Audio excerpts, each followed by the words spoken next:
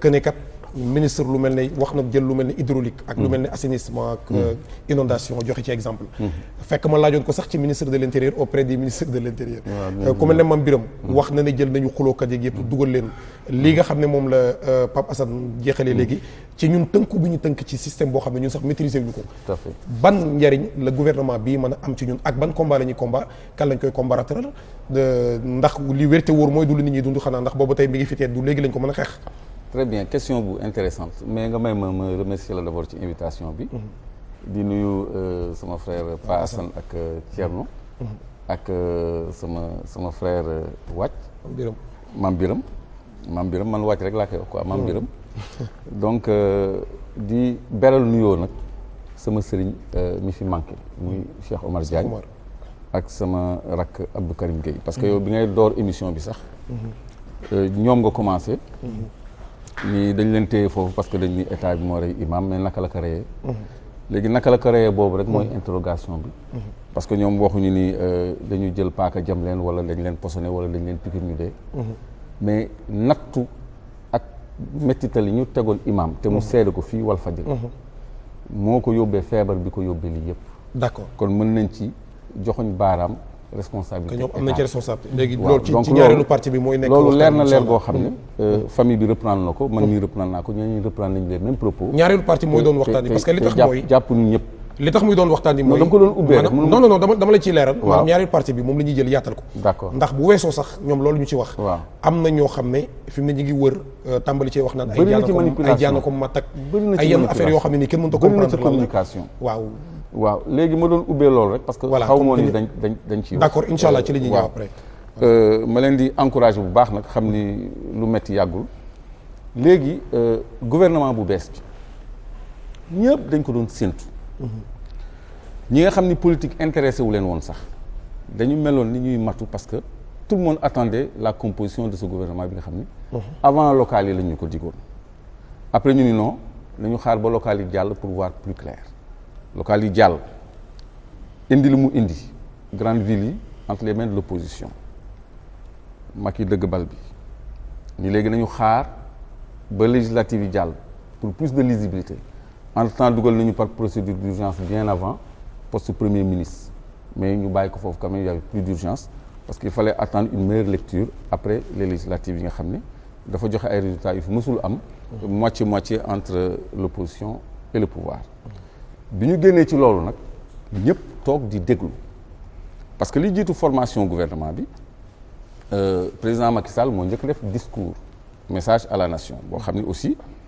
dafa tas yaakaar yu bëri parce que man bi ma déggee mu ni par le vote le peuple a exprimé sa volonté d'harmonie nationale waxul cohésion nationale mais c'est tout comme parce que harmonie ak cohésion sorante wuñu ci laa ni kii il va avoir l'intelligence et la grandeur de Abdou Diouf parce que Abdou Diouf ba muy am ay dispositions d'ouverture à l'opposition Sénégal dafa doon nekk en période de crise wala en période très particulière te amul période bu gën a sensible période bi Sénégal nekk tey jii parce que man fekkee naa 88 fekkee naa tey li xew mooy daaw mois de mars li am fii ñi fekkee 88 ñoo mën a comparer li am mars par rapport ak 88 il y a eu 14 morts identifiés ak ay troubles yu graves pouvoir bi demoon na ba osciller Macky a dû négocier ci lañ ñu libéré ñu mu nekk situation bu grave foofu rek dialogue politique waroon na ci toftalu pour désamorcer parce que moom mooy le chef de l'État la clé de voûte des institutions moo war a doxal réew mi te réew mënul dox ci lu dul jàmm mu bàyyi loolu mu jàll malheureusement on l'a entendu dire li fi amoon doot fi amaat di menacer def benn tournée économique ànd ak ay nervis dans le Fouta ñuy dal ci kaw nit ñi c'était une mauvaise réaction pourtant lu jiitu loolu ne woon na il avait compris le message de la jeunesse ñu dem ci ay élections locales Mahmoud Saleh ni élections locales yi nattukaay la elles n'ont de local que le nom UCM mooy déterminer ñoom seen avenir politique mooy déterminer le mandat en 2024 loolu dugg ci nopp yépp ñu def ko challenge résultat toutes les grandes villes presque du Sénégal entre les mains de l'opposition Dakar, Keur Massar, Thiès, Ziguinchor, Bignona, même Kaolack Serigne Mboup ko gagné ils ont perdu partout et là où ils ont gagné fu mel ni Saint-Louis dañ leen ballotté donc on est présent au conseil d'administration au conseil municipal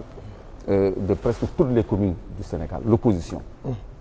mu nekk situation boo xam ni confortable pour un parti au pouvoir léegi boo xaaree ba législative pour am une meilleure lecture législative ñëw ngeen nekk moitié depuis les indépendances ba léegi situation boobu musul am Sénégal Abdou Diouf bu dundoon situation boobu en 88 kon tey jii dafay ouvrir le gouvernement à l'opposition esprit d'ouverture boobu man laa doon espérer ni Macky Sall dina am benn lumière surtout bu ñu ko déggee mu ni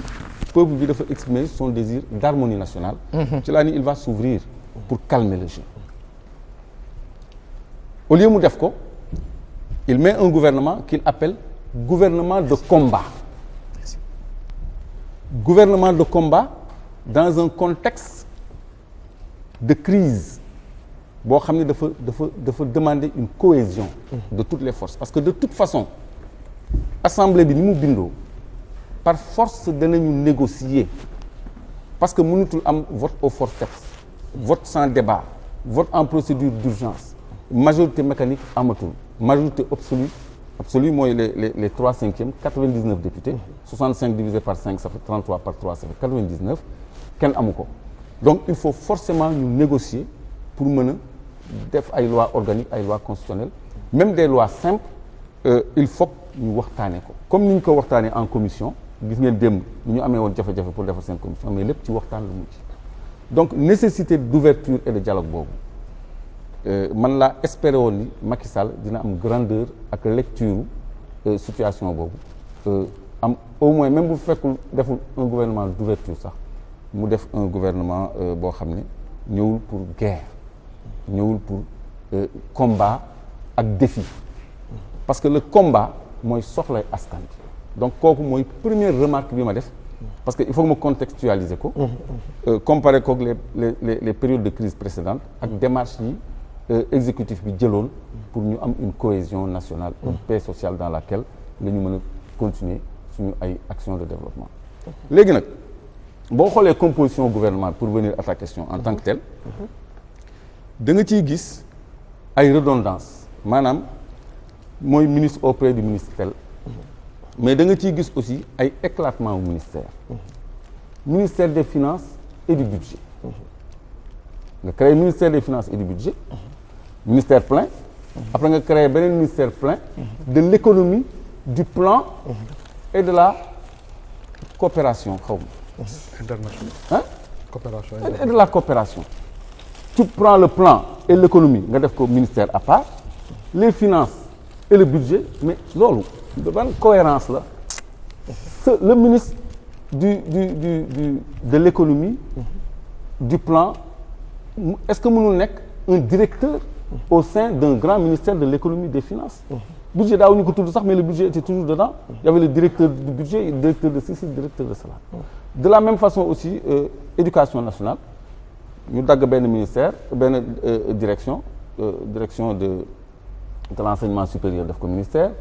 direction de la formation professionnelle def ko ministère alors que en période de crise waroon nañu def une rationalisation du gouvernement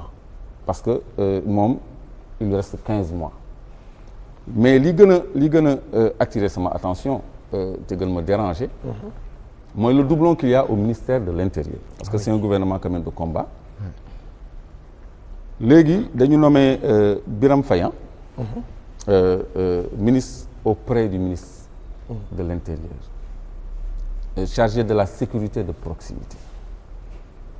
ci contexte boo xam ne am nañu police am nañu gendarmerie armée nationale ñu ngi koy assigner un rôle de maintien d'ordre te loolu musu fi am armée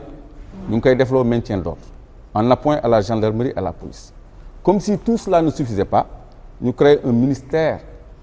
de la sécurité de proximité ba noppi ni c'est un gouvernement de combat loolu boo xoolee tey on est le 21 mercredi toute la ville est quadrillée de gendarmes en battle dress en tenue de combat ak ay armure ay gilet ay comme si il va se passer quelque chose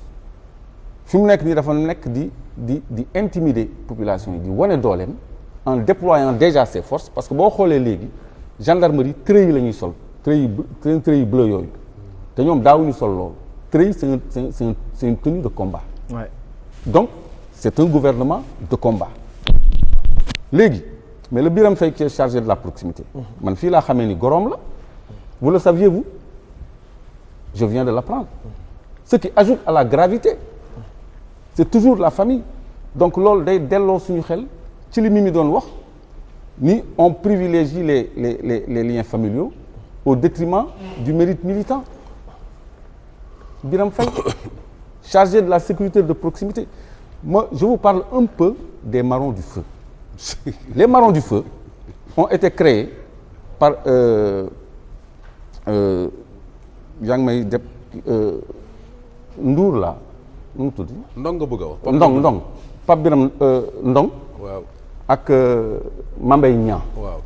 mais avec la caution de Macky Sall Macky Sall moo ko tuddee APR pour action riposte protection riposte APR action protection et riposte waaw pour paraphraser APR waaw Macky Sall moo cautionné les marrons du feu action protection et riposte moom noonu la tuddee les marrons du feu kon kooku tey su ñëwee teg un ministère chargé de la sécurité de proximité teg fa goroom ku mu mën a contrôler mu nekk ci wetu Antoine Diome ñun ñi beneen lecture lañ koy amee ñun ñi pratiquer état beneen lecture lañ koy amee ci jamono joo xam ni am na nervi yi ñu bëggoon dugal gendarmerie Tine bañ ñu bëgg leen virer police amuñu numéro matricule est-ce que ça va pas être un réceptacle pour eux ci gouvernement boo xam ni dugal na armée ci maintien d'ordre am na gendarmerie am na police mais on dirait que ça suffit pas donc loolu très bien dafa contraster ak li jamono ji laaj ci période de crise bi ñu toll nga xam ne ay solutions consensuelles la ñu waroon wut un gouvernement boo xam ne ci li ko fi dese dafa war a œuvrer ci faj soxlay askan wi dégg nañu président Macky Sall Thierno mu doon wax affaire inondation moom nee na day defar beneen plan décennal de lutte contre les inondations comme si def fi defar encore 10 ans comme si mën na engager encore Sénégal 10 ans ma daaneel rek ni daaneelal mu dem ci Mame Birame ci li may craindre mooy attitude violente et autoritaire boobu dafay feeñ ci seen ay éléments de langage boo ko analyser sur le plan neurolinguistique sax da ngay gis ni ñii defante ak askan bi la ñuy waajal seen bopp te loolu vraiment c'est peine perdue et président Macky Sall dafa am posture dictature gis nga discours am bi li raw gouvernement bi lii ma ci gën a metti mooy suñu emblème ak suñu sceau yi nga xam ni daf ko transformer aux couleurs de l'APR loolu kenn waxu ci te loolu moo gën a garaaw fuuf incident yi amoon assemblée ci wàllu civisme moo gën a garaaw lépp parce que c'est de l'autoritarisme. Très bien. Donc ci ma daaneel rek. daaneelal gaaw balaa li des ci temps bi. autoritarisme boobu nag moo tax ñun ñu njort ni. ñun président Macky Sall jëmewuñu ci jàmm.